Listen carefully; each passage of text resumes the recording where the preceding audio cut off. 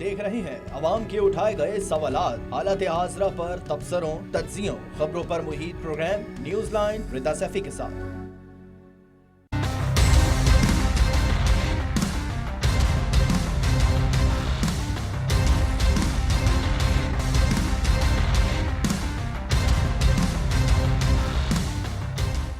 अस्सलाम वालेकुम, मैं हूँ रिदा सैफी। नाजरीन, मुल्क में कोरोना वबा की सूरत हाल का जायज़ा लेने के लिए national command and operation centre का इजलास होता है, जिस पर कोरोना केसेस की सूरत हाल पर ब्रीफिंग होती है और एक मरतबा फिर जो है कराची में और सिंध में बिलखुसूस लॉकडाउन करने के लिए हिकमत अमली तैयार करने की बात की जाती है। और ख़ास तौर पर डॉक्टर फैसल सुल्तान ने जो है इस हवाले से बढ़ते हुए केसेस के पेश नज़र स्मार्ट लॉकडाउन की तजवीज़ भी दी। दूसरी जानब हमने देखा है कि फिरदौस शमीम नकवी ने क़यादत पर तनकीद करने के बाद अपने ओहदे से इस्तीफ़ा दे दिया है। इस्तीफ़ा मांगा गया है, दिया गया है, इसके ऊपर भी आज बात करेंगे। But this that is an extra Pandora box. साथ ही जी आज जस्टिस उमर अता बंदियाल ने मीर शकील उर रहमान की दरख्वास्त ज़मानत की समाअत से माजरत कर ली है।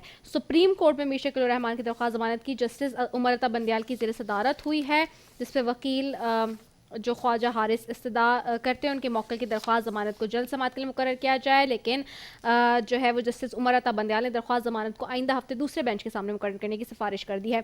201 रोज़ से नैब की तहवील में है इस वक्त मीर शकील उर रहमान साहब, जो कि निजी तादाद के 34 साल पुराने मामले का सारा सिनारियो है। और इसमें ख़ास तौर पे क्या सिचुएशन है, क्या सिनेरियो है, आज बल्कि फवाद चौधरी साहब भी कह रहे थे कि मीर शकील उर रहमान के ख़िलाफ़ केस बहुत कमज़ोर है, अपनी ही हुकूमत में वो इस तरह की बात कर रहे हैं। आया क्या नैब वाकई जो है वो सारे सिनेरियो में केस को स्ट्रांगली पुटअप कर सकेगी, चला सकेगी? सवाल ये है, क्योंकि अब फवाद चौधरी साहब ने भी ये बात कर दिया। इसी पे सबसे पहले मैं बात करूँगी, हमें ज्वाइन कर रहे हैं एजाज़ सैयद साहब हैं, सीनियर सहाफ़ी हैं। आपको खुशामदीद कहती हूँ। बहुत शुक्रिया एजाज़ सैयद साहब फॉर ज्वाइनिंग अस। एजाज़ सैयद साहब, आपको मेरी आवाज़ आ रही है? जी बिल्कुल रिदा, मुझे आवाज़ आ रही है आप। एजाज़ सैयद साहब, हम देख रहे हैं कि आज मीर शकील उर रहमान साहब के ख़िलाफ़ जो केस बनाया गया है नैब के हवाले से, नैब की तहवील में भी हैं वो 201 रोज़ से, और ये निजी जायदाद का मामला है सारा। उमर अता बंदियाल साहब ने जो है समाअत से माजरत कर ली, दरख्वास्त ज़मानत की समाअत थी ये जिससे उन्होंने माजरत की। आखिरकार माजरा क्या हुआ, चूँकि आप ख़ुद भी देख रहे हैं, वहाँ चीज़ें कवर कर रहे हैं, ये सारा मामला है। और साथ ही साथ 201 रोज़ से वो नैब की तहवील में है, तो क्या जो प्रोसीडिंग हुई हैं, जो चीज़ें अब तक चली हैं, उसमें कुछ प्रूव हुआ है, कोई विटनेसेस सामने आए हैं, कुछ एविडेंस सामने आए हैं?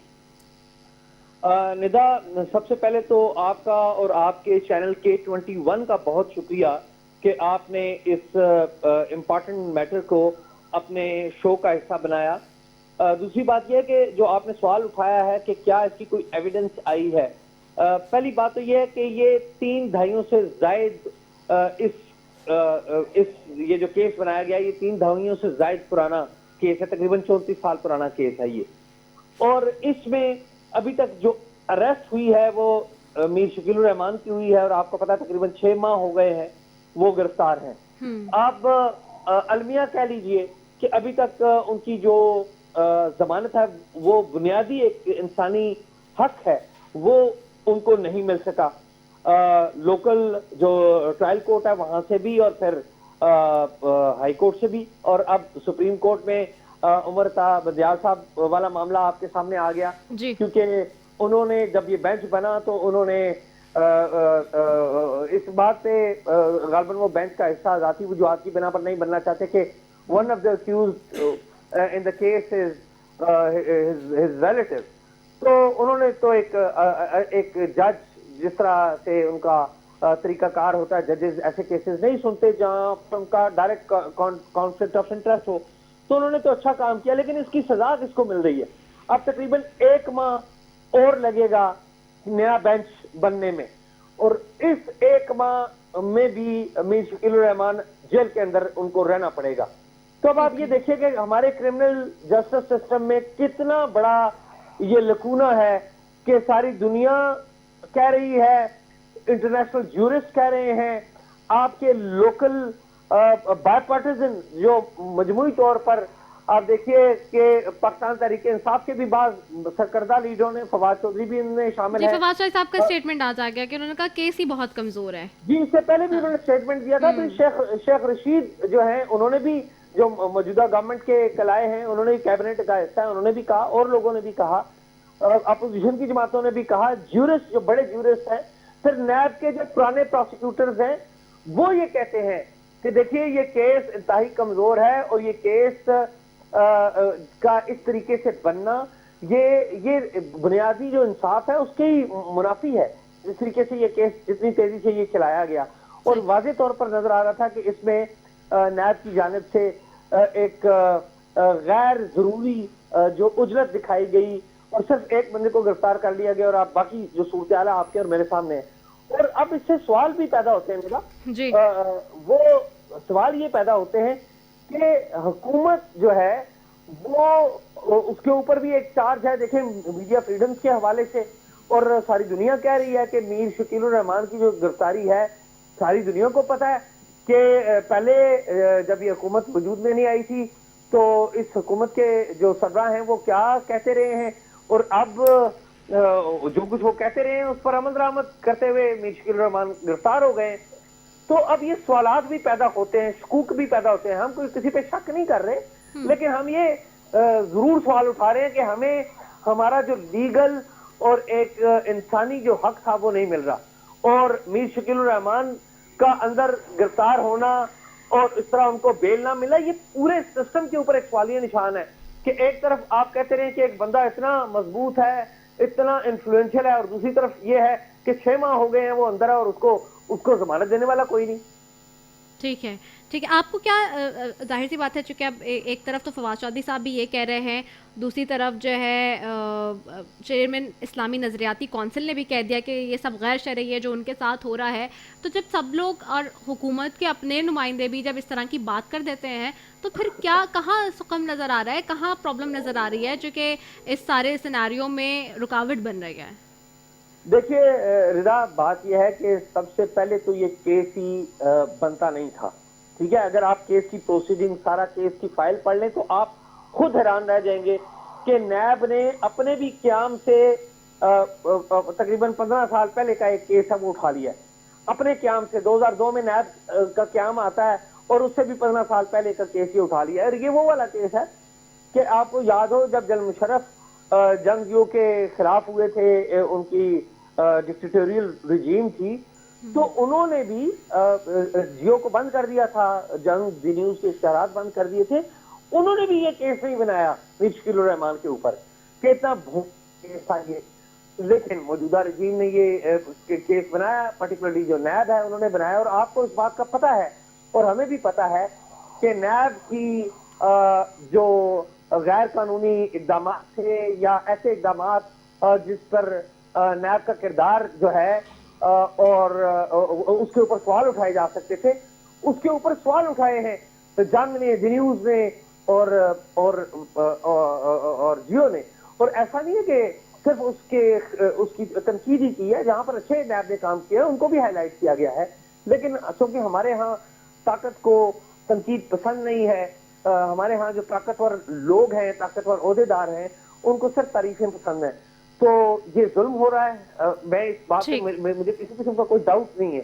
और इस जुल्म का शिकार मीर शकीलुर रहमान ही नहीं है, ये पूरे मीडिया के लिए एक एग्जाम्पल है। आप देखिए मीर शकीलुर रहमान के अंदर होने से पूरे मीडिया के ऊपर जो एक नाकदाना आवाजें आती थी वो नाकदाना आवाजें नहीं आती, क्योंकि वो देख रहे हैं कि अब नाकदाना कोई आवाज निकालेंगे तो हमारा हशर मीर शकीलुर रहमान जैसा हो जाएगा। तो ये मेरी गुजारिश तो ये। ठीक है, बहुत शुक्रिया। एजाज सैयद साहब सीनियर सहाफ़ी हमारे साथ मौजूद थे और उन्होंने कहा कि सिस्टम पे सवाल हो जाता है कि 6 महीने से एक इंसान को जो है वो ज़ायद का अरसा गुजर गया है और अगर ह्यूमैनिटेरियन ग्राउंड पे भी देखा जाए तो बेल नहीं मिल रही है। एक शॉर्ट कमर्शियल ब्रेक की तरफ बढ़ते हैं, उसके बाद वापस आ रहे हैं।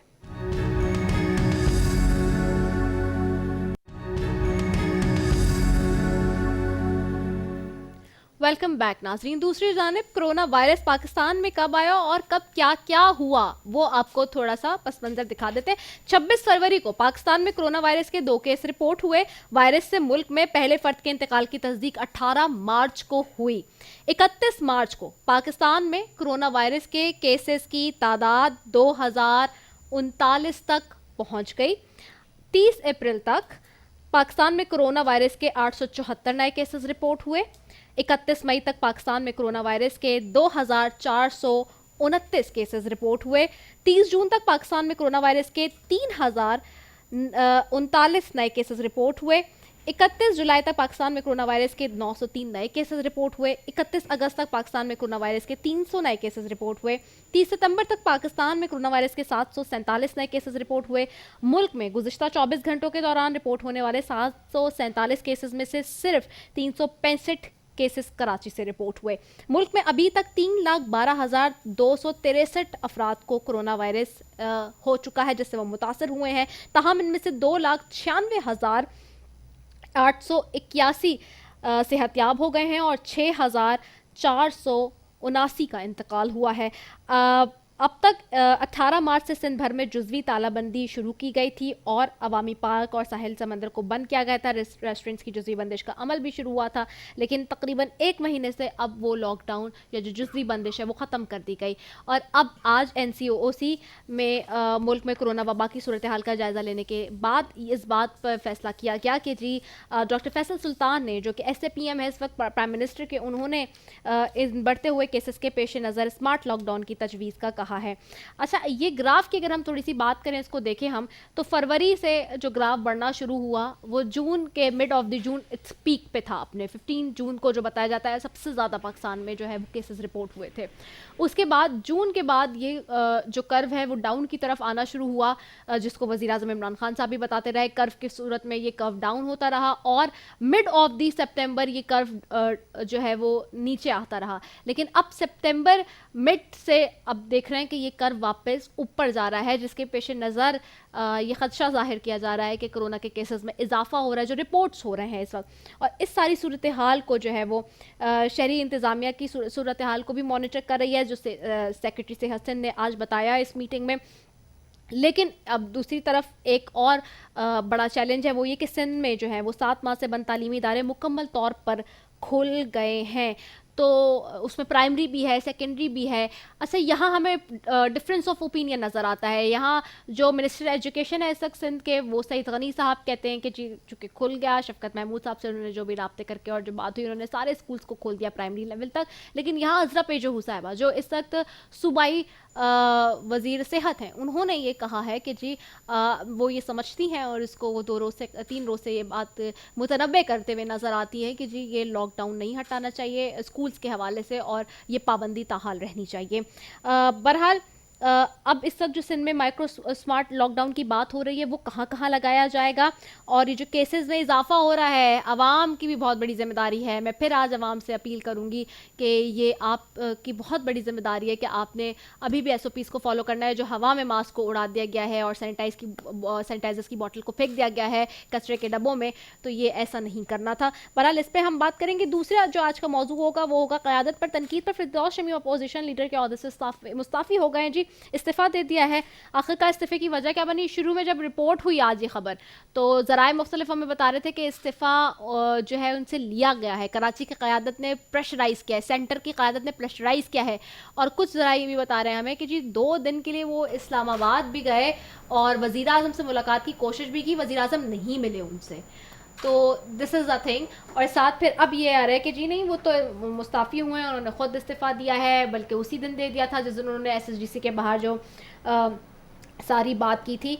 तो बहरहाल क्या सिचुएशन है इस वक्त, इस पर बात करेंगे। सारी सिचुएशन पे मैं अपने मौजूद मेहमानों की तरफ जाती हूँ जी। इस वक्त मेरे साथ मौजूद हैं सेनेटर डॉक्टर करीम ख्वाजा साहब, पाकिस्तान पीपल्स पार्टी साहब को खुशामदीद कहती हूँ। साथ बैठे हैं अरसलान ताज साहब हैं, MP पाकिस्तान तहरीक इंसाफ के, आपको भी खुशामदीद कहती हूँ। बहुत शुक्रिया अरसलान फॉर ज्वाइनिंग। सबसे पहले आपकी तरफ आऊँगी सेनेटर करीम ख्वाजा साहब, कोरोना की वबा के सूरत हाल का जायज़ा लिया है आज NCOC में, और डॉक्टर फैसल सुल्तान ने एक दफ़ा फिर तजवीज़ दी है कि जी स्मार्ट लॉकडाउन की। इस वक्त डिफरेंस ऑफ ओपिनियन है आपकी अपनी ही काबीना के अंदर। सईद गनी साहब को बार बार कहती रही अजरा पेजू साहिबा कि जी आप प्राइमरी स्कूल सारे ना खोलें क्योंकि केसेस बढ़ रहे हैं। अब कर्व वापस ऊपर की तरफ जा रहा है जो कि डाउन हुआ था। तो आज चूँकि काबीना की मीटिंग भी हुई है, तो क्या उसमें कोई फाइनल एजेंडा सेट हो गया है? क्या हो गया काबीना में डिसाइड कर लिया कि क्या करना है? देखें, काबीना का जो फैसला सिंध गवर्नमेंट ने शुरू से, उनकी पोजीशन ये रही है कि जब से दुनिया में कोरोना आया है तो हमने मैक्सिमम टेस्ट किए हैं सूबे में, 12,000 14,000, جبکہ پنجاب یا کے پی یا بلوچستان گلگت بلتستان یا آزاد کشمیر میں بہت کم ہوئے ہیں ٹیسٹ نسبتاً. پاکستان میں میکسیمم جو ہے وہ 22,000 تک گئے ہیں. ایک دن بیچ میں 4 دن پہلے 42,000 کی فگر بتا رہے تھے. اس وقت بھی 42,000 میں سندھ نے جو ہے 19 سے 20,000 یا 18,000 ٹیسٹ کیے تھے. تو جو این سی او سی کا یہ کہنا ہے پہلے دن سے، مارچ سے، اپریل سے، مئی سے، کہ بھئی ہماری کیپیسٹی 70,000 ہے پاکستان میں. پھر انہوں نے کہا کہ ہماری کیپیسٹی 1 لاکھ ہے، 1 لاکھ لوگوں کا ٹیسٹ پر ڈے کر سکتے ہیں. ٹھیک ہے. تو انہوں نے کبھی نہیں کیا، نہیں 70,000 کیا، نہیں 1 لاکھ کیا. اچھا. مسئلہ یہ ہے کہ ساری دنیا کے یہ بیماری ساری دنیا میں چل رہی ہے، وبا. اور دیکھیں میں نے ابھی جب سے یہ وبا شروع ہوئی ہے، میں خود ایک میڈیکل ڈاکٹر ہوں، اور میں جو رات کو جو ڈوچو ٹی وی جو جرمنی ہے، B B C, C N N, Voice of America, یہ سب میں دیکھتا ہوں، یہ 4-5 چینلز ریگولرلی. تو پاکستان کی جو فگر آ رہی ہے کہ پاکستان نے اب تک 35 سے 36 لاکھ ٹیسٹ کیے ہیں مارچ سے لے کر اب تک. ٹھیک ہے. اور ہمارے پاس جو بھی اموات ہوئی ہیں وہ 6,000 سم تھنگ ہیں، 500 یا 400. اسی طرح جو ہے لوگ متاثر 3-3.5 لاکھ، 3,20,000، 5,000، 7,000، 10,000 اس طرح کی فگر بنتی ہے. پر وہ ہم نے بہت کم کیا دنیا کے حساب سے. اب ہندوستان کو آپ دیکھیں تو ہندوستان نے ابھی تک 10 کروڑ کیے ہیں. بھلے ہماری ان سے بنتی نہیں ہے، مگر اسی طرح دوسرے ملکوں میں ٹیسٹ بہت ہو رہے ہیں. اور جو گنجان آبادیاں ساری دنیا میں جس میں شہر آتے ہیں، کراچی ہے، حیدرآباد ہے، لاہور ہے، ملتان ہے، پشاور ہے، کوئٹہ ہے، تو وہاں تو ڈیفینیٹلی گنجان آبادیوں میں تو یہ چیز بڑھے گی. اب جہاں تک تعلق ہے، دیکھیں یہ جو وبا ہے اس وقت پھیلتی ہے جب مذہبی اجتماعات ہوں، شادیاں ہو، یا تہوار ہو، یا وہ کسی بھی مذہب کا ہو. پاکستان میں عید الفطر آئی، اس کے بعد عید الاضحیٰ آئی، اس کے بعد محرم کا مہینہ آیا. ابھی ہمارے پاس امام حسین کا 40واں شاید 9 تاریخ کو ہو رہا ہے. اس کے بعد عید میلاد النبی پیغمبر صلی اللہ علیہ وسلم کے حوالے سے 12 ربیع الاول ہے، وہ ہے آپ کا 30 تاریخ کو. ٹھیک ہے. تو اگر اس وبا کے زمرے میں دیکھیں کہ جب اجتماعات ہوتے ہیں اس کے بعد 15-20 دن تک یہ چیز بڑھ رہی ہے. سیکنڈ ویو دنیا میں شروع ہو چکی ہے. یورپ سارا بلاک ہو رہا ہے، اور امریکہ میں بھی ہو رہا ہے. سیکنڈ سپائک شروع ہو گئی ہے، اور مسلم ورلڈ میں بھی مختلف جگہوں پر ہو رہی ہے. تو میری ذاتی رائے یہ ہے، اور ایز اے ڈاکٹر میں رائے دے رہا ہوں کہ نومبر 15 تک تو ہمیں جو ہے کیئر کرنا چاہیے اسکول کے حوالے سے. جو منسٹر صاحبہ جو کہہ رہی ہے، عذرا صاحبہ، اس نے یہی کہا تھا 3-4 دن پہلے کہ بھائی کم سے کم نومبر تک 1-1.5 مہینہ تک چانسز ہیں. پھر سعید غنی صاحب کیوں نہیں دیکھیں، بات سنیں، اوپینین دیکھیں، یہ ایک میڈیکل بات ہے، اس میں اوپینینز ہوتی ہے نا. اس میں تو وہ یہ ایک ڈاکٹر ہوگا، وہ اپنی اوپینین دے گا. میں ایز اے ڈاکٹر یہ کہہ رہا ہوں، ڈاکٹر عذرا پیچو نے بھی as a doctor, she is a doctor, ہاں، تو انہوں نے ایک یہ تجویز دی ہے. اور میرے خیال سے مراد علی شاہ بھی اس حوالے سے سوچ رہے ہیں کہ کم سے کم پرائمری کے جو ہیں اس کو ہمیں ریکنسیڈر کرنے چاہیے، کیونکہ یہ بچوں میں خدا نخواستہ اگر ہوتا ہے تو بڑا ایشو ہوتا ہے. کیونکہ ایس او پیز جو کلاس 1 سے کلاس 8 تک کے بچے جو ہیں، مثال کے ہر گھر میں بچے ہیں، وہ تھوڑی سیریسلی لیں گے. ماں باپ کے سامنے وہ چلو کر لیتے ہیں. اسکول میں واش روم میں جانا پڑتا ہے، کینٹین ہے، پانی پینا پڑتا ہے، بچے کھیلتے ہیں، شرارت کرتے ہیں، یہ پہن کر بیٹھے ہوتے ہیں، اس کو ہٹانا پڑتا ہے کچھ عرصے کے بعد، سو دیٹ کہ کاربن ڈائی آکسائڈ زیادہ نہیں جائے. یہ سب چیزیں ہیں. تو میرے خیال سے دیکھیں، بات سنیں، جنگیں ہوتی ہیں، زلزلے آتے ہیں، ورلڈ وارز ہوتی ہیں، تبھی اسکول کالجز یا چیزیں ڈسٹرب ہوتی ہیں نا. یہ وبا ہم تو نہیں لے کر آئے ہیں کہ نیچرل طرف سے ایک آئی ہے، ساری دنیا مقابلہ کر رہی ہے. تو اگر خدا نہ خواستہ کراچی میں چیزیں بڑھتی ہیں، پاکستان میں بڑھتی ہیں، صوبے میں بڑھتی ہیں، تو ہمیں سیکنڈ اوپینین اس کا لاک ڈاؤن تو نہیں، کم سے کم بچوں کے لیے اسکولز ہیں، اس کو اگر آپ کچھ عرصہ مؤخر کر لیں تو کون سا فرق پڑتا ہے؟ ٹھیک ہے، مؤخر کیا جا سکتا ہے اور کوئی فرق نہیں پڑتا. Again there is a difference of opinion.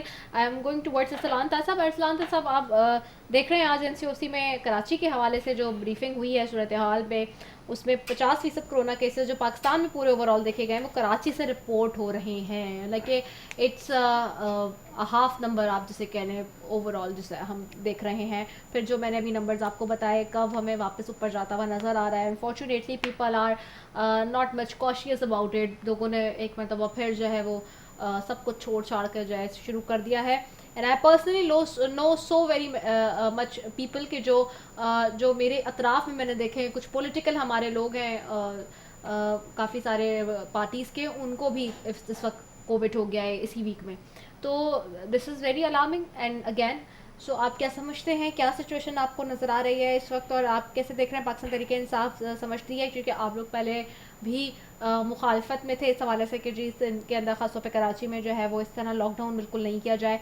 So what you people think कि जी स्मार्ट लॉकडाउन की तरफ जा सकते हैं, तजवीज़ है इसकी?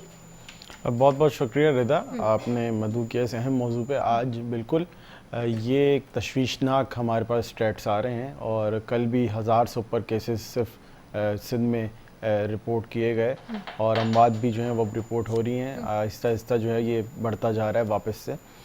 तो आज जो NCOC में जो बात हुई है उसमें ये बिल्कुल ज़िक्र हुआ है कि अगर किसी एक मखसूस इलाके में कंसोलिडेटेड एरिया के अंदर बहुत ज़्यादा केसेस हैं तो वहाँ पे लॉकडाउन का नफाज किया जा सकता है.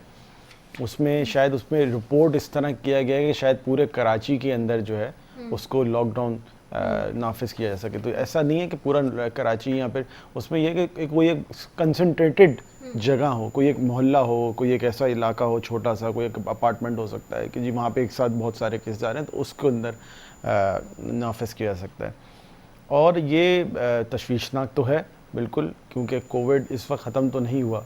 बार बार इदारों की जानिब से भी ये कहा गया कि कोविड को ये ना समझें कि जी लॉकडाउन खुल गया तो कोविड ख़त्म हो गया है. पाकिस्तान में अल्लाह ताला का करम था कि कुछ हफ्तों में हमारे यहाँ कोविड जो है उसमें कमी आई और ख़त्म तो नहीं हुआ. मैं समझता हूँ एहतियात इलाज से बेहतर जो एक नुस्खा है सबसे अहम, वो हमें सबको अपनाना पड़ेगा. थोड़ा सीरियस दोबारा होना पड़ेगा, सबको अपने रवैयों में जो तब्दीली लेके आए थे कोविड के दौरान, जो पहले लॉकडाउन हुआ था उसमें उसको दोबारा से अपनाना पड़ेगा, सीरियस होना पड़ेगा.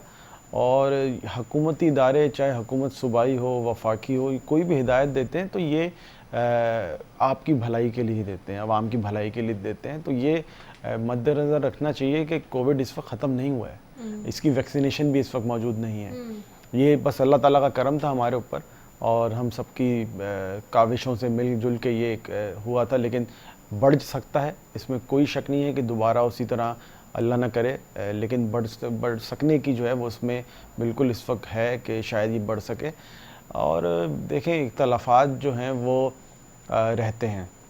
हमें पता है शुरू दिन से ये बात है कि जी शायद अज़हरा पहीचो साहिबा हेल्थ मिनिस्टर और मुराद अली शाह साहब की जो पॉलिसीज़, दोनों की राय जो है, मैं कहूँगा पॉलिसी, दोनों की राय में जो है इख्तलाफ पाया गया. शुरू दिन से हमने देखा कि शुरू से पहले प्रेस कॉन्फ्रेंसेस जो हैं वो हेल्थ डिपार्टमेंट की तरफ से आती थी, फिर उनको मना कर दिया गया, जो हमने सुना कि जी आप ना करें, आप फिर एडमिनिस्ट्रेशन की तरफ से होना शुरू हो गई. तो मैं समझता हूँ ये तो चलता रहता है. लेकिन असल चीज़ ये है कि कोविड मौजूद है और हमारे रवैयों में तब्दीली जो है वो जो आनी थी वो हम थोड़ी देर के लिए लेके आए, सीरियसनेस हमने दिखाई, लेकिन वापस उसकी तरफ दोबारा हम हो गए. ठीक है, हम कॉशियस नहीं हैं इस वक्त मुझे ज्वाइन कर रहे हैं प्रोफेसर डॉक्टर सईद खान हैं. आप इस वक्त इंचार्ज हैं डॉ यूनिवर्सिटी कोविड-19 के पूरे सिंध के. आपको खुशामदीद कहती हूँ. बहुत शुक्रिया doctor Saeed Khan for joining अस.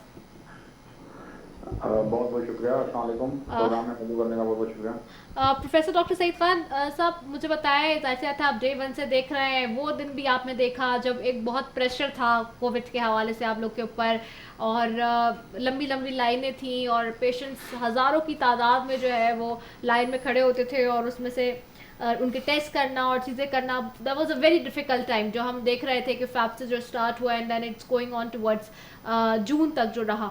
अब जो इस सिचुएशन है कैसे देख रहे हैं आपके पास, क्योंकि नंबर आ रहे हैं, और डाउ यूनिवर्सिटी वन ऑफ दी कि वो इंस्टीट्यूट था अमंग ऑल दोज इंस्टीट्यूट जो कि पेश टेस्ट कर रहा था. डाउ हो गया, इंडस हो गया. तो इस वक्त क्या मौजूदा सूरत हाल है, जो नंबर्स इस वक्त रिपोर्ट हो रहे हैं केसेस के, कैसे आप ये सिचुएशन देख रहे हैं, थोड़ा सा मैं इस पर जानना चाहूँगी. रिदा, जिस तरह आपने इंट्रोडक्शन में कहा कि नंबर्स फरवरी से स्टार्ट हुए, फिर जून तक पीक पे चले गए, जून अनवर्ड फिर डाउन होना शुरू हो गए और मिड सितंबर तक काफ़ी हालात कंट्रोल रहे हैं.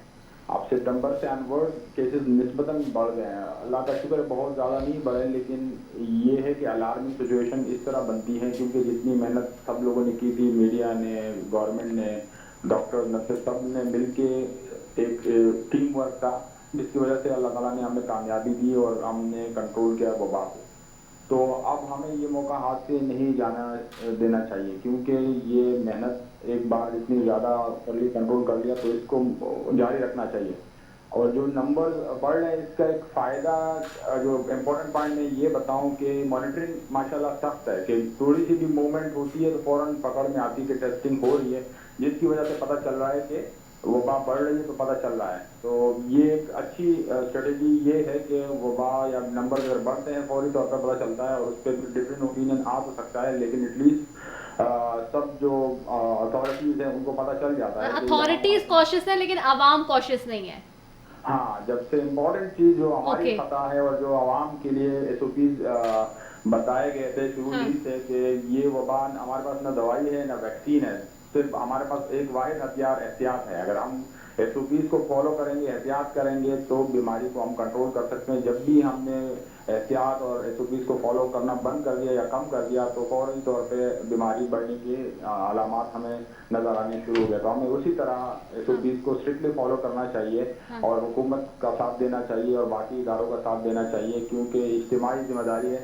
क्विकली प्रोफेसर साहब मुझे बताइएगा, क्विकली ये बता दें, इस वक्त तालीमी इदारे, चूँकि जाहिर सी बात है 7 माह का एक बहुत लंबा पीरियड होता है, उसमें बहुत सर्वाइव किया है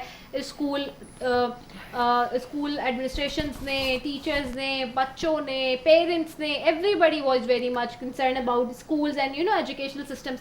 but as we have seen कि जी अब 7 माह बाद जो है वो सारे इदारे खोले जा रहे हैं, तालीमी इदारे, चाहे उनमें यूनिवर्सिटी की सतह हो या कॉलेज, स्कूल या फिर प्राइमरी लेवल हो। What do you suggest being a professor, doctor and being in charge, चूँकि आप देख रहे हैं मीगर टू मेजर बैकड्रॉप भी आपको उसका पता है, आपको उसके प्रोज और कॉन्स दोनों पता है। So what do you suggest, आप क्या सजेस्ट करते हैं इस सेंसिटिव मामले पे right now at this position, कि क्या इज इट गुड या ये हमारे लिए ठीक है, is this the sensible decision?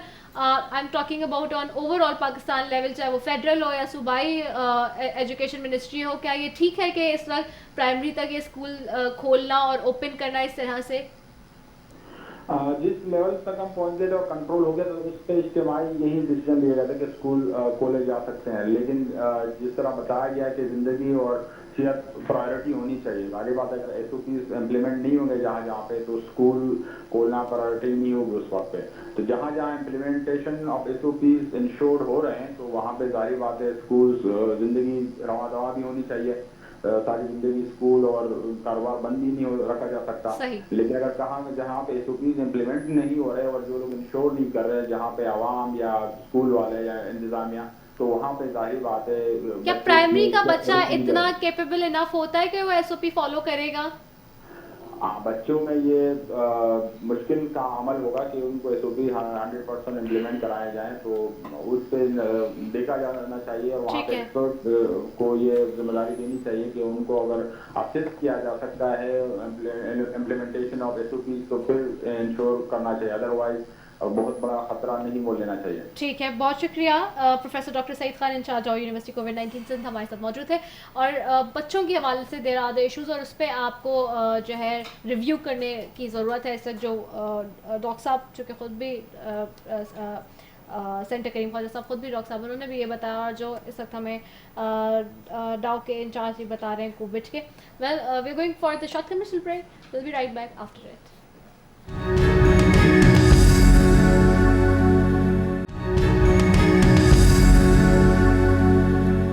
Welcome back नाज़रीन। दूसरी जानिब फिरदौस तमीम नकवी साहब जो कि अपोजिशन लीडर है सिंध के, उनके ओहदे का चर्चा आज पूरे दिन मीडिया पर रहा। क़यादत पर तनकीद हुई, वज़ीर आज़म इमरान खान साहब को भी उन्होंने उस तनकीद में शामिल कर लिया। बुकलिप में सुनवा नहीं चाहती दोबारा, क्योंकि वो बहुत दफ़ा हमने देख ली सोशल मीडिया पे, हर जगह सुन ली, पूरा वक्त हर ग्रुप में वो न्यूज़ के और व्हाट्सएप ग्रुप में भी चल गई इतनी दफ़ा। सो बहरहाल हर आम आदमी ने तकरीबन उसको देख ही लिया सोशल मीडिया पे। मैं उस पर डायरेक्टली बात करने पे आऊँगी कि वक्त कम है। मैं आपकी तरफ आऊँगी अरसलान साहब सबसे पहले। तो یہ بتائیں کہ آخرکار یہ سارا ماجرا کیا ہوا؟ فردوس شمیم نقوی صاحب نے 17 سپتمبر کو ایک سٹیٹمنٹ دیا SSGC کے سامنے کھڑے ہو کے، جہاں لوڈ شیڈنگ کے اوپر وہ پروٹیسٹ کر رہے تھے، اپنی قیادت کے لوگوں کے نام جس میں انہوں نے عمر ایوب صاحب کا نام لیا، ندیم صاحب کا نام لے لیا انہوں نے. اس کے بعد جو ہے وہ لیتے لیتے وزیر اعظم عمران خان صاحب پر بھی چلے گئے. پھر 18 سپتمبر کو انہوں نے ایک معافی کا ٹویٹ کیا. اس کے بعد آج 30 سپتمبر کو ان کا استعفی دینا اور اس کی پھر گورنر صاحب کی تصدیق کرنا بھی کہ ان کا استعفیٰ لے لیا گیا ہے اور انہوں نے ان کو جمع کرا دیا ہے ایتھیکل گراؤنڈ پہ. آخرکار یہ ماجرا کیا بنا سارا؟ اور پھر 19 سپتمبر کو کیا ان کی ملاقات ہوئی تھی وزیر اعظم سے یا نہیں ہوئی؟ کیونکہ 2 روز کے لیے وہ گئے بھی تھے، چاہتے تھے کہ وزیر اعظم سے ملیں، لیکن بتایا گیا کہ ملاقات تو نہیں ہوئی. جی دیکھیں، جو آپ نے بتایا ہے واقعہ اسی طرح ہے. جو اسٹیٹمنٹ ان کی جانب سے آئی تھی، انہوں نے وہ ان کے مطابق وہ جو کہہ رہے تھے ان سے سلپ آف ٹنگ ہوا. اس کے اوپر انہوں نے اسی رات کو جو ہے معافی مانگی پبلکلی بھی، اور پھر پارٹی قیادت کو بھی اپنا معافی نامہ بھیجا. اور آج ہمیں جیسے انہوں نے بتایا، ویڈیو بھی آئی ہے ان کی منظر عام پہ، کہ انہوں نے بتایا کہ اسی رات جو ہے پھر انہوں نے معافی کے ساتھ ساتھ اپنا اخلاقی گراؤنڈز پہ استعفیٰ بھی پیش کیا تھا. جو آج میڈیا کا چرچا بنا رہا اس کے اوپر، وہ کہیں سے یہ بات چلی کہ جی شاید آج انہوں نے استعفیٰ انہوں نے دیا ہے، یا معافی استعفیٰ جو ہے ان سے مانگا گیا ہے.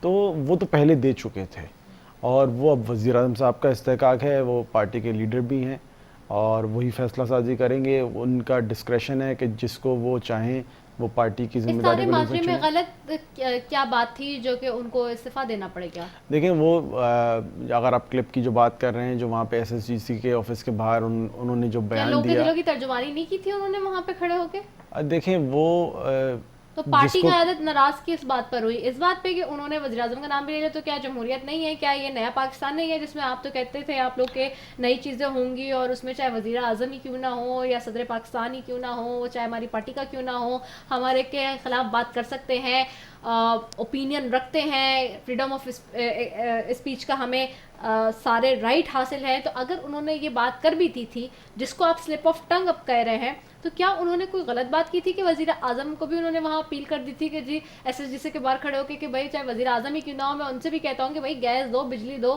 تو یہ تو عوامی ترجمانی تھی جو بات انہوں نے کی تھی.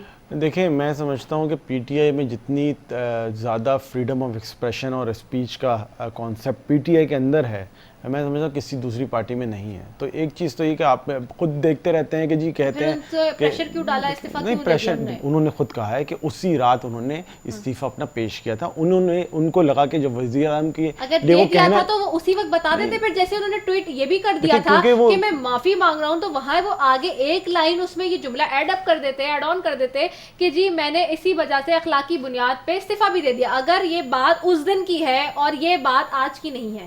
دیکھیں، آج کیونکہ منظر عام پہ ایک چیز آ گئی، وہ انہوں نے جو پرائیویٹلی وزیر اعظم صاحب کو میسج کیا تھا 13 دن بعد یہ بات، وہ منظر عام پہ میڈیا تھوڑا سلو ہو گیا نا، شاید اس کو پتہ چل جانا چاہیے تھا پہلے.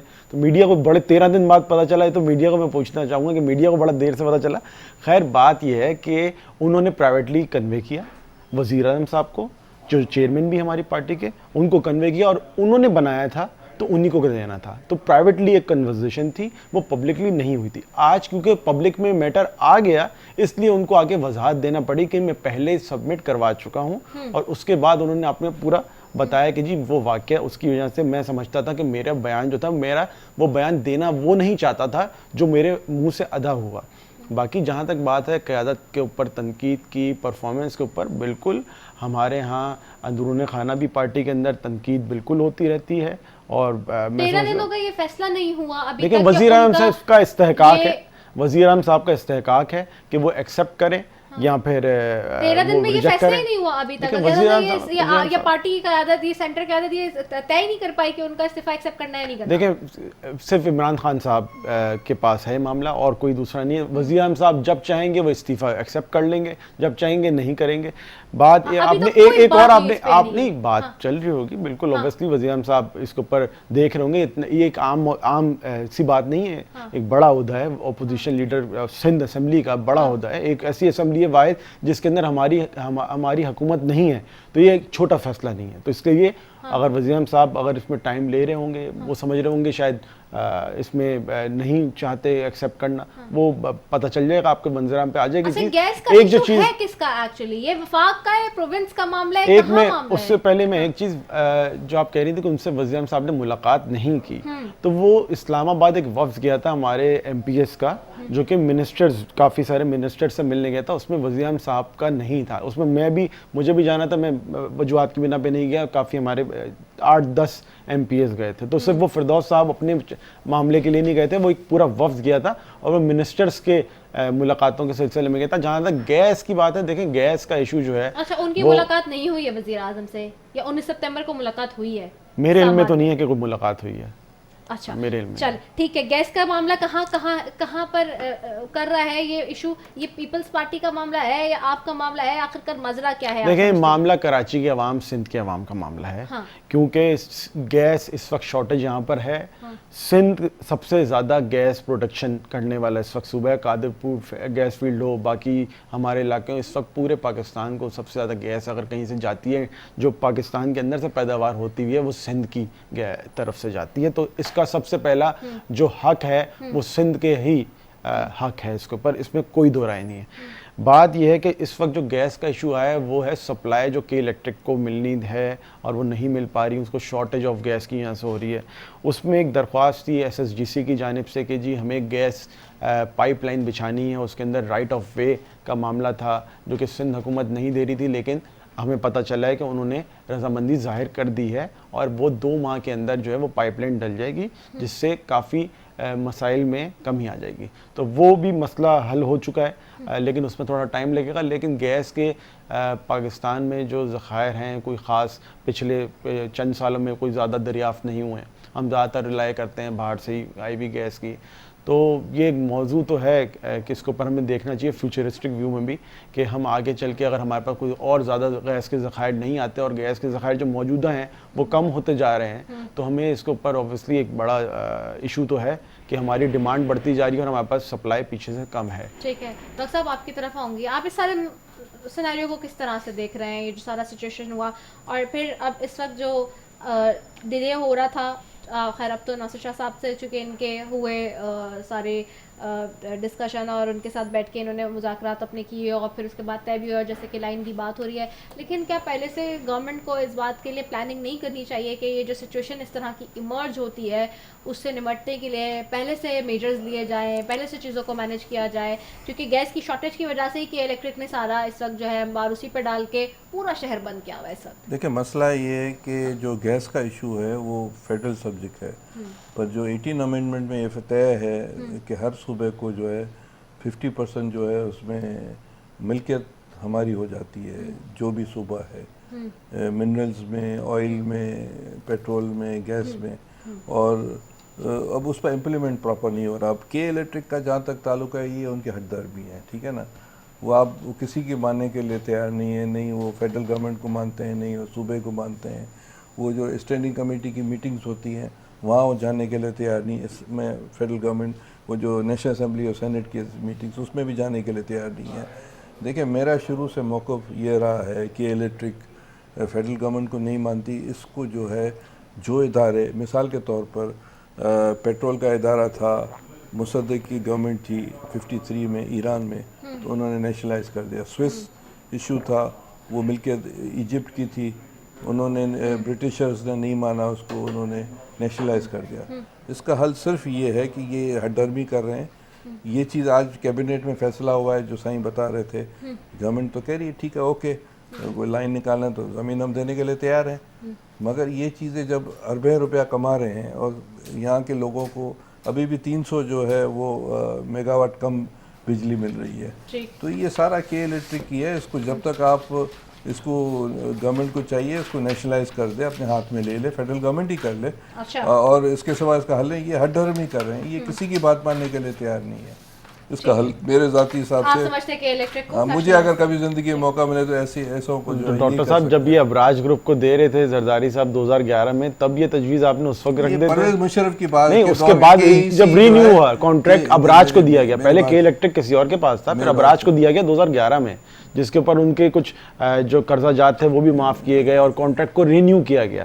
تو وہ تو دیکھیں پیپلز پارٹی کا دور تھا۔ آپ نے مجھے میری رائے بتائی، میں ایک ویسے آپ کی رائے کو میں اگری کرتا ہوں آپ کی رائے سے، میں ایک سوشل سائنٹسٹ ہوں اور میں ایک پولیٹیکل ورکر ہوں. میں نے کہا کہ اس کا حل صرف یہ ہے کہ اور اس کے اوپر جو نیپرا کی بار بار ہیئرنگز ہو رہی ہیں اس کے اندر آپ دیکھیں کہ وہاں پہ کے الیکٹرک کو اس سے پہلے کبھی بھی نیپرا نے اتنا زیادہ اسٹرکٹلی ہینڈل نہیں کیا جتنا اب کیا جا رہا ہے. ان کو بلایا جاتا ہے، ان سے بار بار پبلک ہیئرنگ ہو رہی ہے. دیکھیں ابھی ایک منٹ سر، میں جسٹ عوام کے، اب آپ اسمبلی میں بیٹھے ہیں نا، سندھ اسمبلی میں، آپ کو رائٹ ہے، آپ کے اسمبلی کے اسپیکر کو رائٹ ہے کہ وہ آپ لوگ قرارداد لائیں اور اس کو کے الیکٹرک والوں کو اسمبلی میں بلا کر سوال جواب کریں. یہ رائٹ ہے آپ کے، آپ بھی کر کے دیکھیں. نہیں آئیں گے، ان کی دماغ خراب ہے، نہیں آئیں گے کہ ایسے اسٹینڈنگ کمیٹی نیشنل اسمبلی بلاتی نہیں آتے ہیں. ٹھیک ہے، بہت شکریہ. ٹائم میرے پاس ختم ہو گیا. سینٹر کریم خواجہ صاحب آپ کا، اسلام داس صاحب آپ کا، آپ دونوں معزز مہمانوں کا بے حد شکریہ. ناظرین آپ کے سامنے ساری صورتحال ہے.